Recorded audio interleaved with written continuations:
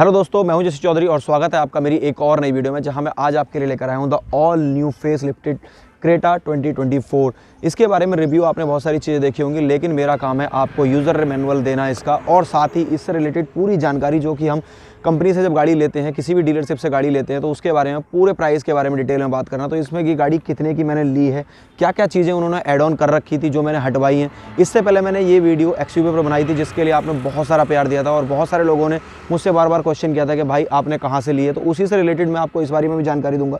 अगर आप एक गाड़ी डील करने वाले हैं तो उससे रिलेटेड कौन कौन सी ऐसी चीज़ें हैं जो आपको याद रखनी चाहिए और जिसके साथ आप एक बेहतर डील ले सकते हैं। चलिए दोस्तों, शुरू करते हैं और बताऊं कि ये हमने जो लिया है वो लिया है EX वेरिएंट। और EX वेरिएंट में जो आपको की मिलती है वो कुछ इस तरीके की मिलती है। फ्लिक की आती है, जहां पर आपको 3 ऑप्शन दिए जाते हैं, लॉक, अनलॉक और साथ में जो है बूट खोलने का ऑप्शन। अगर 2024 के मॉडल पर थोड़ा सा हाईलाइट करें कि अगर बताया जाए आपको, तो यहाँ पर आपको प्रोजेक्टर हेडलैम्प्स तो मिलते हैं, लेकिन हेलोजन के साथ मिलते हैं। साथ ही हेलोजन हेडलैम्प्स नीचे भी मिलते हैं आपको। साइड टर्न कोई भी असिस्ट नहीं मिलता है, और साथ में DRL जो आते हैं वो छोटे आते हैं, कनेक्टिंग DRL नहीं आता है। यहाँ पर जो आपको क्रोम की पट्टी मिलती है, अगर आप टॉप मॉडल लेंगे तब आपको ये कनेक्टिंग DRL मिलते हैं। साथ ही दोस्तों यहाँ पर आपके टर्न इंडिकेटर आते हैं, और अगर आप इसके लुक को देखेंगे तो कुछ आपको वेन्यू की जो है वो बॉक्सी स्टाइल इसमें कुछ कहीं ना कहीं टच उसका जो है वो नज़र आता है। और अगर साइड प्रोफाइल की बात करें तो साइड प्रोफाइल में पुरानी क्रेटा जो कि इससे पहले वाला फेसलिफ्ट आया था उसमें और इसमें कोई भी चेंज नहीं है। और अगर मैं साथ में लेके जाऊं इसे पीछे की ओर, तो यहाँ पर जो है आपको वो जो है वो चेंजेस काफ़ी अच्छे लगेंगे, और आपको डिज़ाइन ये बहुत ज़्यादा पसंद आने वाला है। रात में जब ये इसके कनेक्टिंग टेल लैम्प सब जलते हैं तब ये एक अच्छा लुक देते हैं, जो कि बहुत अच्छा डिज़ाइन है इंडिया के हिसाब से। पहले तो लग रहा था ग्लोबली यही डिज़ाइन आएगा, लेकिन इंडिया के लिए अलग से हुंडई ने सोचा है। तो ये तो दिखता है भाई कि हुंडई का जो प्यार है क्रेटा के लिए और इंडियंस का जो प्यार है क्रेटा के लिए, वो कहीं ना कहीं दोनों वाइब्स मैच करते हैं। इसीलिए इंडिया के लिए उसने अलग डिज़ाइन दिया, ग्लोबली वाला डिज़ाइन जो है वो इंडिया में नहीं दिया। एक्चुअली में बात करें दोस्तों इसके टायर प्रोफाइल की, तो यहाँ पर जो है आपको 205 65 R16 का टायर मिलता है, जो कि प्लास्टिक व्हील कैप के साथ आता है। अब क्योंकि EX वेरिएंट है, हर गाड़ी ने एक चीज़ बना लिया है कि आपको कोई भी चीज़ लेनी है, अलॉय व्हील लेने हैं या टॉप फीचर्स लेने हैं, वो आपको जो है ऑप्शनल मिल जाते हैं। तो आप चाहें तो इसमें रूफ रेल्स, टायर और साथ ही आपका जो ORBM है जो कि केवल असिस्ट होता है, अंदर से आप इसे इलेक्ट्रिकली से एडजस्ट कर सकते हैं अंदर से, लेकिन फोल्ड अनफोल्ड जो है आप इलेक्ट्रिकली नहीं कर सकते हैं। लेकिन कंपनी अब आपको ऑप्शन देती है कई सारी चीज़ों में। बाहर आफ्टर मार्केट जब से लगने लगी हैं चीज़ें ये, तो कंपनी ने भी एक ऑप्शन कर लिया कि भाई मोटा पैसा खर्च करोगे तो हम आपको ये चीज़ें भी इसमें लगा कर दे देंगे। तो ये ऑप्शन भी आपके पास है, आप चाहें तो इलेक्ट्रिकली एडजस्टेबल और फोल्डेबल मिरर्स जो है वो लगवा सकते हैं। यहाँ पर आप अपने अलॉय व्हील भी चूज़ कर सकते हैं, साथ ही ऊपर रूफ रेल्स भी लगवा सकते हैं। चलिए दोस्तों, ये तो बात हो गई गाड़ी के बारे में, जो छोटे मोटे हाइलाइट्स मुझे बताने थे। अब चलते हैं अपने असली काम पर, यूज़र मैनुअल, और उसके साथ साथ बात करते हैं इसके प्राइस के बारे में। चलिए दोस्तों, ये तो हो गया एक्सटीरियर की बात। अब कर लेते हैं थोड़ी सी इंटीरियर से देख लेते हैं गाड़ी को। तो गाड़ी कर लेते हैं पहले अनलॉक।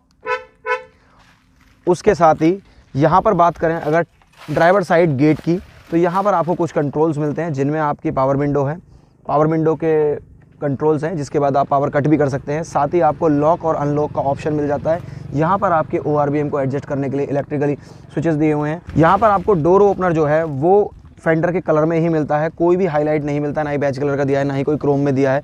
EX वेरिएंट है तो बहुत सारी चीज़ें सोचनी पड़ती हैं। और साथ ही यहाँ पर जो है हमें यहाँ पर आइडल स्टार्ट स्टॉप का बटन मिल जाता है, ट्रैक्शन कंट्रोल का मिल जाता है, और लाइट लेवलिंग का भी ऑप्शन यहाँ पर दिया जाता है। अगर बात करें इसके राइट हैंड साइड में, तो आपको इंडिकेटर के और हाई बीम और लो बीम के कंट्रोल मिल जाते हैं। और बात करें अगर हम लेफ़्ट साइड की, तो यहाँ पर आपको वाइपर के कंट्रोल्स मिल जाते हैं। स्टीयरिंग माउंट्स में आपको कॉल अटेंड करने का और कॉल काटने का एक ही बटन दिया जाता है, जो कि मुझे इसी गाड़ी में देखने को मिला है। बाकी और भी हो सकता है, मैंने अभी तक ना देखा हो, पर ये चीज़ मुझे वैल्यूएबल लगी, क्योंकि आपको 2 बटन्स की कभी भी ज़रूरत नहीं पड़ती है। भाई 2 बटन से एक से कॉल उठाएंगे, एक से जो है कॉल कट करेंगे, उसकी ज़रूरत नहीं है। इसी से आप कॉल उठाएंगे और इसी से जो है आप कॉल काट देंगे। यहाँ पर जो स्टार का आप बटन देख रहे हैं, ये आता है आपकी डिस्प्ले पर फेवरेट थीम लगाने के लिए। कोई भी डिस्प्ले अगर आप माइलेज की ले रहे हैं, ट्रिप की ले रहे हैं, उसे जो है एक बार दबा देंगे, वो फेवरेट में ऐड हो जाएगी, जिसके बाद जो है आपकी गाड़ी वही चीज़ बार बार दिखाती रहेगी। यहाँ पर वॉल्यूम और जो ट्रैक कंट्रोल है, यहाँ पर थोड़ा सा मैंने नोटिस किया है कि इसमें जो ट्रैक कंट्रोल है, यहाँ पे अगर हम ऊपर क्लिक करते हैं तो अमूमन हर गाड़ी में ट्रैक नेक्स्ट की तरफ जाता है, और अगर हम बैक नीचे की तरफ पुश करते हैं तब जो है ट्रैक वो प्रीवियस हो जाता है। लेकिन यहाँ पर उल्टा है क्रेटा में, वॉल्यूम तो सही है अप एंड डाउन, लेकिन अगर आप इसके ऊपर करेंगे तो प्रीवियस सॉन्ग पर जाएंगे और नीचे करेंगे तो नेक्स्ट सॉन्ग पे जाएंगे। तो अगर आपकी गाड़ी में भी ये है तो इसका मतलब क्रेटा ने ये जानबूझकर बनाया, हुंडई ने जानबूझकर बनाया, और अगर नहीं है तो या तो इस गाड़ी में कनेक्शन गलत हो गया है कुछ। तो दोस्तों बात कर लेते हैं अब इसके डैशबोर्ड पे जो चेंजेस हुए हैं। भाई डैशबोर्ड आप देख सकते हैं पूरी तरीके से क्रेटा से बदल चुका है, लेकिन वो हमारा टॉपिक नहीं है। हमारा टॉपिक है उसका यूजर मैनुअल। अगर दोस्तों हम बात करें इसके इंफोटेनमेंट सिस्टम की, तो यहाँ पर आपको एकदम बॉक्सी डिज़ाइन जो पुराने रेडियो या डैक स्टाइल में चलते थे, वहीं कहीं ना कहीं वही फील आपको दी गई है। और जानबूझकर मुझे लगता है ओल्ड स्टाइल में जो है वो हुंडई ने इसे रखा है। ऑटो एंड्रॉयड कनेक्ट का फीचर आपको इसमें EX वेरिएंट में भी मिल जाता है, जो कि एक अच्छी चीज़ है, क्योंकि आजकल जो है इंफोटेनमेंट सिस्टम के लिए काफ़ी ज़्यादा भागा भागी हो गई है, मारा मारी हो गई है, लोग बाहर से लगवा रहे हैं। लेकिन अगर कंपनी इन सेकंड मॉडल और बेस मॉडल्स में भी देने लगती है तो कहीं ना कहीं कस्टमर का जो है वो फ़ायदा होता है। और इतना ज़्यादा लागत कंपनी को नहीं आती है कि भाई 2D और 3D सिस्टम को चेंज करने में ज़्यादा मशक्क़त उसे करनी पड़े। उसी के नीचे अगर हम बात करें तो यहाँ पर आपको हज़ार्ड लैम्प का ऑप्शन मिल जाता है, जो कि आपके पार्किंग लैंप्स भी कहलाते हैं। साथ ही AC का जो डिज़ाइन है वो बिल्कुल एकदम आउटडेटेड दिया है। कोई भी चीज़ें ऐसी नहीं है जो बहुत अच्छे से लगाई गई हों। मतलब आपको दिख जाएगा कि आप यार बेस वेरिएंट में दे रहे हैं। प्रीमियम लुक के साथ अगर ये पास भी होते हैं ना थोड़ा, तो भी अच्छा लगता। यहाँ पर आपको AC के कर्टन्स के कंट्रोल हैं, जहाँ से आप एयर फ्लो को कंट्रोल कर सकते हैं। यहाँ पर आपका डक्टिंग का ऑप्शन है, रीसर्कुलेशन का ऑप्शन जिसे कहते हैं। यहाँ पर आपके फ़ैन के कंट्रोल आ जाते हैं और यहाँ पर AC बार को ऑन करना और ऑफ़ करने का ऑप्शन मिल जाता है। टेम्परेचर डायल जो है वो थोड़ा ठीक डिज़ाइन लग रहा है, लेकिन इनको अगर थोड़ा पास करते तो ज़्यादा अच्छा लगता। नीचे की बात करें तो आपको C टाइप कनेक्टिंग केबल मिल जाती है, उसके साथ ही 12 वोल्ट का आपको सॉकेट मिल जाता है और साथ में एक USB कनेक्टिंग केबल भी आपको ऑप्शन में दी जाती है। दोस्तों ये है इसका पेट्रोल इंजन का 6 स्पीड गियर के साथ में गियर बॉक्स। और साथ ही जो है यहाँ पर कोई भी ज़्यादा ऐसी प्रीमियम और फैंसी चीज़ें नहीं दी गई हैं, जो कि आपको EX सेकंड बेस मॉडल है तो यार थोड़ा बहुत चीज़ों का यहाँ पर ध्यान रखा जा सकता था, लेकिन कोई नहीं। जो आपको ज़रूरी चीज़ें हैं, यूज़फुल हैं, वो आपको मिल जाते हैं। कप होल्डर्स यहाँ पर मिल जाते हैं। और हैंड ब्रेक में जो है यहाँ पर अमूमन ज़्यादातर क्रोम की टच आती है, क्रोम की फिनिश आती है। यहाँ पर भी उसे ब्लैक कर दिया गया है। ये आपका आर्म रेस्ट है, जो कि कुछ थोड़े से स्टोरेज के साथ आता है। और यहाँ से आप इसे जब बंद करेंगे तब आपको लगेगा कि प्रीमियम फिनिश के साथ नहीं दिया गया है, लेकिन फ़ायदा जो है वो ये है कि यहाँ पर चलो कुछ ना कुछ देते हुए यहाँ पर सॉफ्ट टच का जो ऑप्शन है वो कंपनी ने ज़रूर दिया है।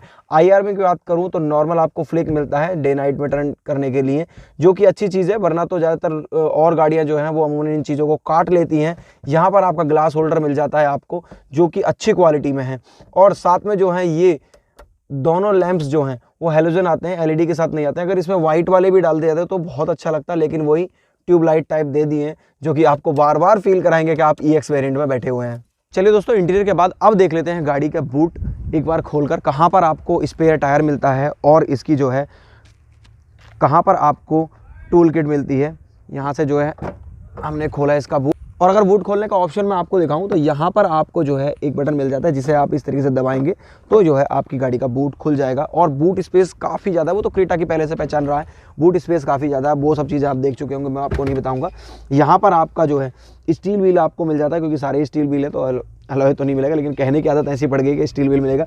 यहाँ पर आपकी टूल किट प्लेस की गई है, जो कि अगर ये टॉप मॉडल होता तो यहाँ पर आपको एक जो फॉर्म का एक फ्रेम आता है उसके ऊपर टूल किट जो है फ्रेम करी हुई मिलती है, लेकिन क्योंकि ये EX वेरिएंट है तो भाई यहाँ पर जो है आपको नॉर्मल ऐसे ही डाल दी गई है। और साथ में कोई भी इसको कवर करने के लिए जो ऊपर से मैट डाली जाती है, यहाँ पर जो है कवर नहीं डाला गया है। और जो कालीन टाइप की बनती है ना, जो नॉइज़ कैंसिलेशन के भी काम आती है थोड़ी बहुत, वो गाड़ी में जो है नहीं लगाई गई है। जहाँ पर जो है सामने आप देख सकते हैं जो वायरिंग है वो भी आपको साफ़ नज़र आ रही है। तो ये थोड़ी थोड़ी चीज़ें हैं जो कॉस्ट कटिंग करी हैं, लेकिन क्या कर सकते हैं भाई, जिस तरीके से गाड़ियाँ महंगी हो रही हैं और लोगों की डिमांड हो रही है, उस हिसाब से हर चीज़ जो है वो इस तरीके से ही होती चली जा रही है। दोस्तों अब बात करते हैं इस गाड़ी के प्राइस के बारे में, जिसके आपको बेसब्री से इंतजार रहा हो, क्योंकि डील जो एक ऐसी चीज़ है, जब हम गाड़ी लेते हैं तो वहाँ पर हमारा बहुत ज़्यादा दिमाग इसी चीज़ में चलता है कि भाई कहीं ऐसा तो नहीं मैं एक्स्ट्रा पैसा दे रहा हूँ। पैसे की बात बाद में करेंगे, पहले बात करते हैं इसकी वेटिंग पीरियड की। भाई कोई वेटिंग पीरियड नहीं था, गाड़ी बिल्कुल न्यू लॉन्च हुई थी, आते के साथ ही जो है हमने गाड़ी जो है वो उठा ली थी। एक हफ्ते के अंदर हमें गाड़ी मिल गई थी, और वो भी एक हफ्ता हमने डिले किया था, हमें डिलीवरी जो लेनी थी वो एक डेट को फिक्स को लेनी थी, उस चक्कर में। और अगर बात करें इसके साथ में डील की, तो भाई इसके जो प्राइस थे वो अप्रॉक्स 15 लाख के थे, जो कि 15 लाख रुपए के आसपास ही था। कोई 15 के बिल्कुल करीब बता रहा था, कोई 14.5 और 15 के बीच बता रहा था। और फिर हमने जो है थोड़ा दिमाग लाया, थोड़ी सी जो है मशक्क़त करनी पड़ी कि भाई यहाँ ढूंढो वहाँ ढूंढो, ये करा। और जब हमें डील मिली तो खास ही मुरादाबाद से, इस बार जो है मैंने ये गाड़ी मुरादाबाद से ही निकाली थी, और यहाँ पर जो है डील अच्छी मिल गई थी। कुल जो इसके प्राइस हैं वो हमें पड़े थे 14 लाख रुपए, जबकि गाड़ी की जो एक्चुअल प्राइस उन्होंने हमें कोटेशन दी थी वो थी 14,66,000 मुरादाबाद में भी। अब 66,000 रुपये जो थे वो हमने कम करे, वो हमने इंश्योरेंस चेक किया, वो हमने वारंटी चेक करी, वो हमने इसकी एसेसरीज़ हटाई और सब चीज़ें जो थी जिनमें पैसे थोड़े इंसान सोच समझ के अगर करे तो बच जाते हैं। लेकिन कई बार क्या होता है, हम बिल्कुल सोचना बंद कर देते हैं, बस गाड़ी की खुशी में, एक्साइटमेंट में जो है वो जाकर बस एक डील ले लेते हैं। उस चक्कर में मेरे जो है वो 66,000 रुपये बच गए, क्योंकि हमें ओवर एक्साइटमेंट नहीं थी, हमें गाड़ी निकालनी थी, अच्छे से निकालनी थी। जिस तरीके से हमने पिछली बार XUV के बारे में पूरी रिसर्च करके, पूरी डिटेल में हर जगह नोटिस कर करके कि भाई क्या चीज़ यहाँ पर हमें एक्स्ट्रा मिल रही है, यहाँ पर क्या चीज़ कम है, तो क्रॉस चेक जब आप करते हैं और 2 डीलर्स को आपस में बढ़ाते हैं तब आपको एक अच्छी डील मिल जाती है कि भाई वो तो हमें इतने के दे रहा है ना, और ये चीज़ें हमारे लिए ऑप्शनल है। आपको जो सबसे ज़्यादा दिक्कत पड़ती है वो पड़ती है डीलर के ऊपर। डीलर जब आपको एसेसरीज देगा, डीलर जो आपको फालतू की चीज़ें देगा, डीलर आपको टेफ्लॉन देगा, डीलर आपको बहुत सारी चीज़ें देगा, वो चीज़ें क्या है आपको कॉस्ट में पड़ती हैं। वही आग गाड़ी पे जो है डीलर वहीं से कमाता है। एसेसरीज आपको 50,000 की डीलर नॉर्मली दे देगा, उस वैल्यू जो होगी, उस 50,000 की जो कीमत होगी, आप आफ्टर मार्केट जब जाएंगे तो उसकी वैल्यूएशन मुश्किल से मुश्किल 7 या 8,000 रुपये होगी, जिसका आपसे 50,000 रुपये वसूला जाएगा। तो यहाँ पर तो बात हुई कि 66,000 रुपये किस तरीके से बचाए। और अगर आप कोई भी गाड़ी लेने जा रहे हैं तो भाई उसकी पूरी डिटेल निकालें। पूरी डिटेल निकालने के बाद अपना एक्साइटमेंट कंट्रोल रखें और 2-4 डीलर्स को मिलने के बाद, क्रॉस चेक करने के बाद ही अपनी गाड़ी को लें। चलिए दोस्तों, जहाँ तक मुझे लगता है मैंने जो अपना एक्सपीरियंस है वो आपके साथ शेयर किया। अगर आपको वीडियो पसंद आई हो तो लाइक कीजिए, कमेंट्स कीजिए और अपने दोस्तों के साथ शेयर कीजिए, और उनके साथ ज़रूर शेयर कीजिएगा जो नई गाड़ी प्लान कर रहे हैं। शायद उनको कुछ पैसा जो है आप बचा कर देते हैं और बाद में वो आपको थैंक्स कहें। चलिए, मैं भी आपको थैंक्स कहता हूँ अगर आपने वीडियो यहाँ तक देखिए। मिलते हैं नेक्स्ट वीडियो में, तब तक के लिए गुड बाय।